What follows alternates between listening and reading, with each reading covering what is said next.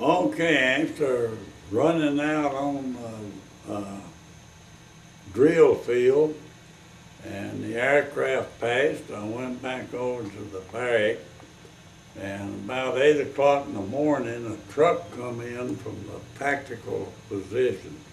My outfit had moved out under the attack, and our wartime position was on it was a volcano pit. It looked like an ant hill, and probably 2,500 foot high above the earth and the level ground. And we had a position right up on a peak, looking down on the Hickam field and Pearl Harbor. And there was a road around, and we had the 4 gun positions sitting on the high points. And they got set up and didn't have any ammunition for our big guns, but we had ammunition for machine guns. And the Japs was coming through a gap in that place, and coming across the lower underneath the guys with the machine gun, and they'd wave up it. And the machine gun position next to where our big gun was, he opened fire on one of them and hit it.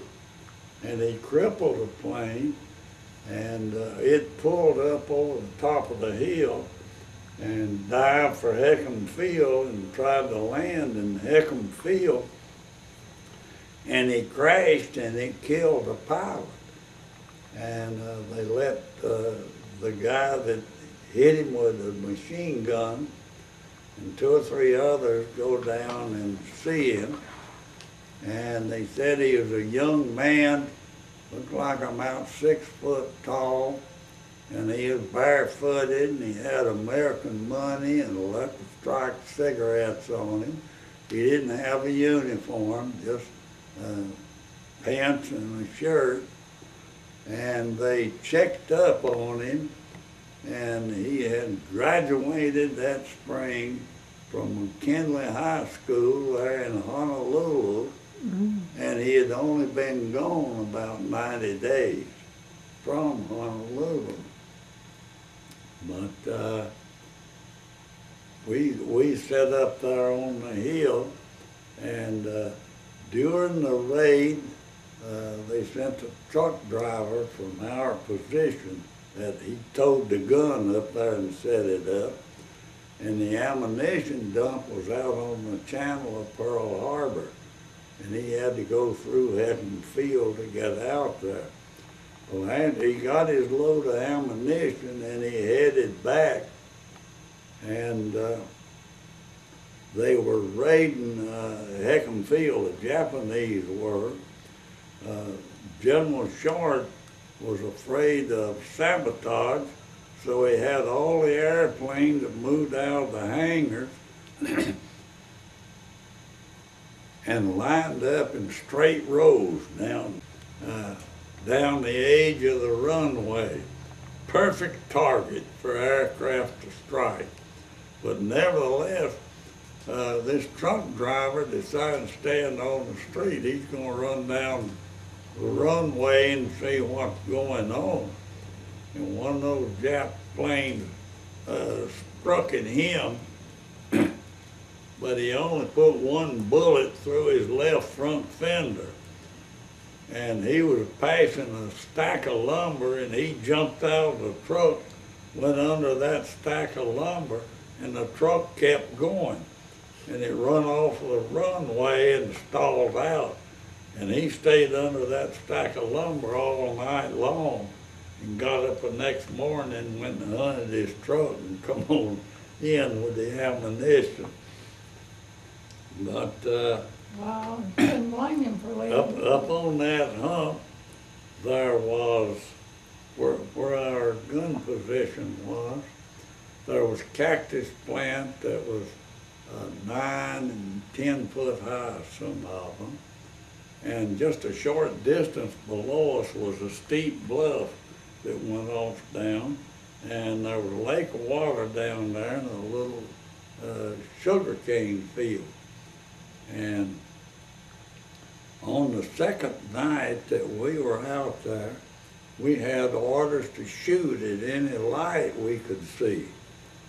And so me and old Homer Haywood and a guy named Tucker from Tennessee, we had just walked off from the gun 30 or 40 yards, sitting down there, it's dark, and we were just shooting a bull, tailing big ones. And finally we noticed a light down there. We decided it was down there in the sugarcane field. And we sit and watched it, and it was flopping. We thought it was somebody walking through the sugarcane field. The light was flickering a bit, and I don't know whether it was Haywood or Tucker.